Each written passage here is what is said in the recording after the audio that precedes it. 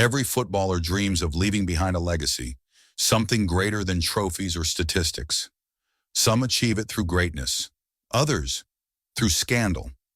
Lou Macari was destined for the first, a rising star in Scotland, a Manchester United hero, and a mastermind in the dugout. His career had all the makings of footballing royalty. But what happens when a single mistake spirals into a lifetime of consequences? The world saw him lift trophies, lead teams, and command respect. But they also saw him fall, betting against his own club, standing trial for tax fraud, and facing a tragedy no father should ever endure. From glory to disgrace, from the heights of Old Trafford to the depths of a courtroom. Macari's story is not just about football. It's about how a career and a life can unravel in ways no one sees coming.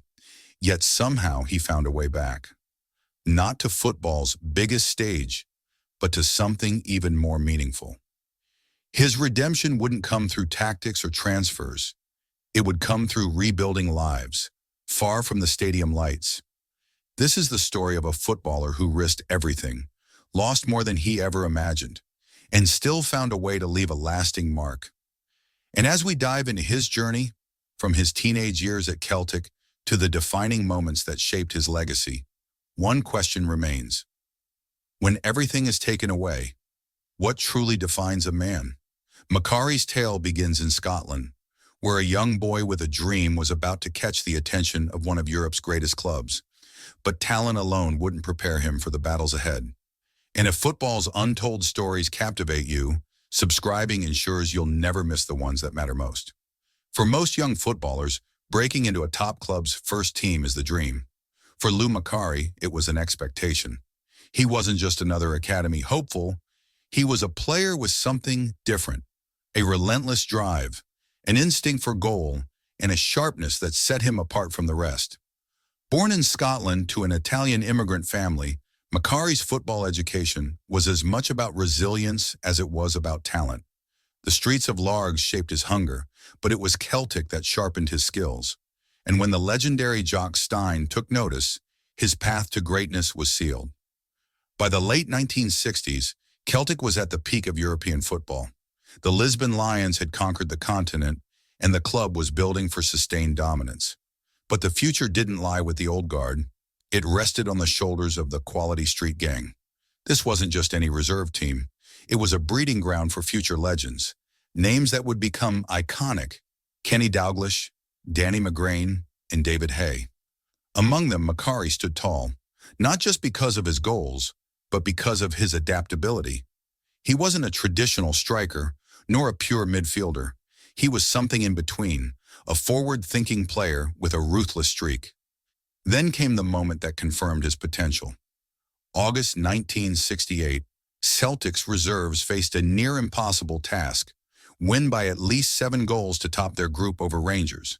They didn't just do it, they humiliated Partick Thistle 12-0, with Macari scoring 4. By 1970, there was no more waiting. Jock Stein promoted him to the first team, and it didn't take long for Macari to make his mark. The 1971 Scottish Cup final replay against Rangers was his proving ground. Trusted in a high-stakes match, he delivered with a crucial goal, helping Celtic to a 2-1 victory over their bitter rivals. But despite his rise at Celtic, Macari's ambition stretched beyond Scotland. The call from Manchester United was inevitable, and when it came in 1973, it wasn't just an opportunity, it was a defining crossroads. What happens when a young talent leaves home in search of something greater? For Macari, the move to Old Trafford would change everything. When Lou Macari arrived at Manchester United in 1973, he wasn't just stepping into a new league. He was stepping into a club in turmoil. The Busby era had ended, legends were fading, and the team was spiraling downward. But Macari, he wasn't one to shrink under pressure. His debut came against West Ham United, and in classic Macari fashion, he made an immediate impact. A late goal secured a 2-2 draw, and in that moment, he proved he belonged at Old Trafford. But what he didn't know was that he had just joined a club on the brink of disaster. A year later, in 1974, disaster struck. Manchester United, one of the biggest clubs in world football, was relegated. For Macari, it was a nightmare. He had left a dominant Celtic side to challenge himself in England, only to find himself in the second division. But instead of looking for a way out, he embraced the challenge. Under Tommy Docherty, United reinvented itself, and so did Macari. He transitioned from an out-and-out striker to a deep-lying playmaker, a move that suited his intelligence and work ethic. In 1975, United stormed back to the First Division as champions, with Macari playing a vital role in their resurgence. The real test, however, came in 1977, the FA Cup final, Manchester United versus Liverpool. Liverpool was chasing an unprecedented treble, League, FA Cup, and European Cup. United stood in their way. Macari was at the heart of the defining moment. His shot, deflected off Jimmy Greenhoff, ended up in the net, securing a 2-1 victory. United had denied Liverpool history, and Macari had delivered his biggest moment yet. But football is ruthless. 2 years later, Macari tasted heartbreak in another FA Cup final, this time against Arsenal. United staged a dramatic comeback from 2-0 down to 2-2, only for Arsenal to snatch victory at the death. It was a crushing blow, but Macari had no time for regrets, because bigger battles were coming. His time at Manchester United had turned him into a fighter, but soon he would have to fight for more than just trophies. Because when he stepped into management, his reputation and his entire future would be on the line. Some footballers struggle to find purpose after retiring. Lou Macari didn't have that problem. He had always been a thinker, a leader, and in 1984, he took on his biggest challenge yet, management. But while many former players ease into coaching at elite clubs, Macari chose a different path. He started at the bottom. Swindon Town, a club buried in the depths of the 4th Division, with limited resources and no real expectation of success. But Macari saw potential where others saw failure. He didn't just want to manage, he wanted to build. His approach? Ruthless fitness. Players weren't just expected to train hard, they were expected to outwork everyone in the league. Double sessions, running drills, and a total ban on alcohol. If you played for Macari, you had to suffer first, succeed later. And it worked. In just 2 seasons, he dragged Swindon from the 4th Division to the 2nd. It was an incredible achievement, proving that his tactical mind and relentless drive could transform a struggling club. Fans adored him. Players respected him. His name was rising fast in the managerial world. Then, in 1989, everything changed. News broke that Macari had placed a bet on his own team to lose, an FA Cup match against Newcastle United. For the football world, it was unthinkable. A manager responsible for his team's success, gambling against them. The scandal exploded. The FA came down hard, hitting him with a £1,000 fine, a fortune at the time. But the real damage wasn't financial. His reputation took the biggest hit. Once seen as a rising tactical genius, Macari was now a man with a question mark over his integrity. And the worst part? His troubles weren't over. Just 3 years later, Macari found himself back in court, this time for tax fraud. How does a manager go from inspiring underdog success to fighting for his career in a courtroom?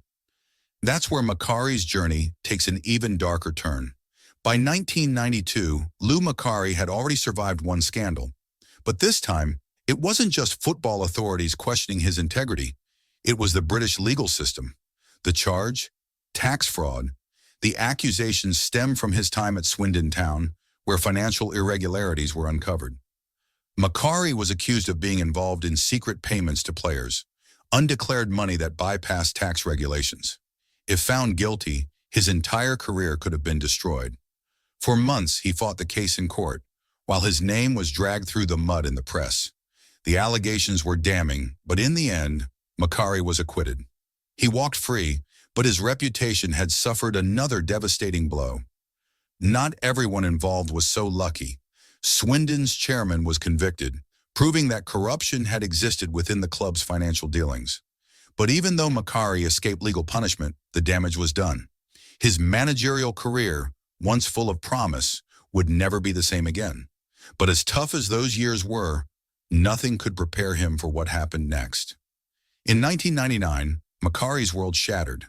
His youngest son, Jonathan, had always dreamed of following in his father's footsteps. A promising young footballer, he had signed with Nottingham Forest. But football is cruel, and after being released from his contract, Jonathan was left devastated. That heartbreak led to the unthinkable. Jonathan took his own life. He was just 19 years old. For all the scandals, controversies, and career setbacks Macari had endured, nothing compared to this. Losing a child is a pain beyond words, and for the first time, football didn't matter. The game that had shaped his life now felt meaningless. In interviews years later, Macari would admit that no amount of success could ever fill the void left by his son's death. It was a tragedy that changed him forever. But rather than letting grief consume him, he chose to fight for something bigger than football. And that's when his story of redemption truly began. For years, football had defined Lou Macari's life. It gave him glory, it brought him scandal, and ultimately it led him to heartbreak. But in the wake of his son's tragic death, Macari's focus shifted. His redemption wouldn't come from tactics, trophies, or transfers. It would come from something far more meaningful. Instead of walking away from the public eye, Macari chose to help those who had nothing. In Stoke-on-Trent, the city where he had spent years as a manager, he opened the Macari Center, a shelter for the homeless. This wasn't just a charity project with his name attached. He was there every day making a real difference. He sat with them, listened to their stories, and gave them something most had lost: hope. The same man who once stood in dressing rooms, rallying footballers to fight for promotion, was now standing beside society's forgotten people, fighting for their survival. And the impact was undeniable. People who had been left with nothing found a second chance, all because a former footballer refused to let them be ignored. But while Macari's legacy off the pitch became something to admire, his influence on football never disappeared. He transitioned into punditry, becoming a sharp, no-nonsense voice on Sky Sports and MUTV. Fans respected him because he spoke with experience, honesty, and passion, qualities that had defined his career from the start. His footballing knowledge made him a trusted analyst, and his autobiography, Football My Life, gave readers an inside look into the highs and lows of his journey. And then there was perhaps his most unexpected venture, a chip shop. The Lou Macari Chip Shop, located near Old Trafford, became a small but symbolic part of his post-football life.